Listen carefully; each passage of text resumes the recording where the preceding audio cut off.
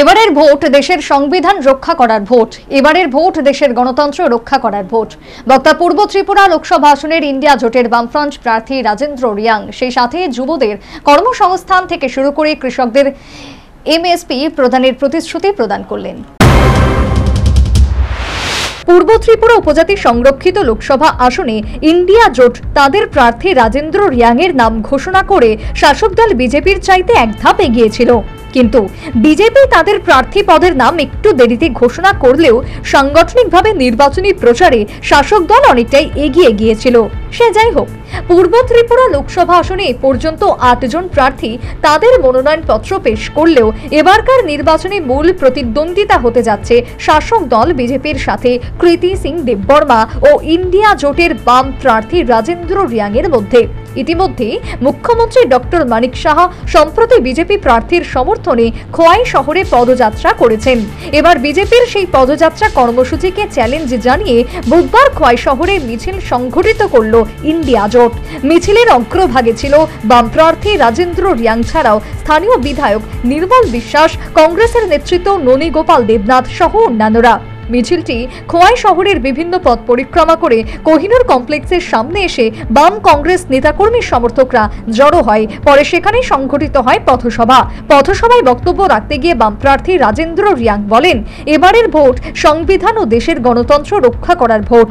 সেই সাথে তিনি ভোট আপিলও করেন। এবারকার যে ভোট সংবিধান বাঁচানোর ভোট হবে, গণতন্ত্র রক্ষা, ধর্মনিরপেক্ষতাকে রক্ষা করবার জন্য এবং দ্রব্যমূল্য বৃদ্ধি রোধ করবার জন্যই এই ভোট খুবই গুরুত্বপূর্ণ। আমরা আশা করছি এইবারকার যে নির্বাচন হবে, এই নির্বাচনের মধ্যে দিয়ে যারা তানাশাহী সরকার, বিজেপি নেতৃত্বাধীন এনডিএ সরকারকে আমরা উৎখাত করে নতুন একটা সরকার দিল্লিতে আমরা গঠন করতে পারব। যে সরকারটা হবে গণতান্ত্রিক, ধর্মনিরপেক্ষ এবং আমাদের সংবিধান বাঁচাবে এবং দ্রব্যমূল্য বৃদ্ধি রোধ করবে। তার সঙ্গে বেকারদের, যুবক যুবতীদের জন্য কর্মসংস্থান হবে, কৃষক, শ্রমিক, ব্যবসায়ী বন্ধুদের জন্য, মা বোনদের ইজ্জত বাঁচানোর জন্যই এই সরকারটা। প্রসঙ্গত উল্লেখ্য, 18 সালের বিধানসভা নির্বাচনে গোটা রাজ্যে যখন বিজেপি সুনামিতে একের পর এক শক্ত বাম ঘাঁটি গড়িয়ে দিয়েছিল পদ্ম শিবির, সেই সময় খোয়াই বিধানসভা আসনটি বামেরা দখলে রাখতে সমর্থ হয়েছিল। এরই পুনরাবৃত্তি ঘটে 2023-এর বিধানসভা নির্বাচনেও।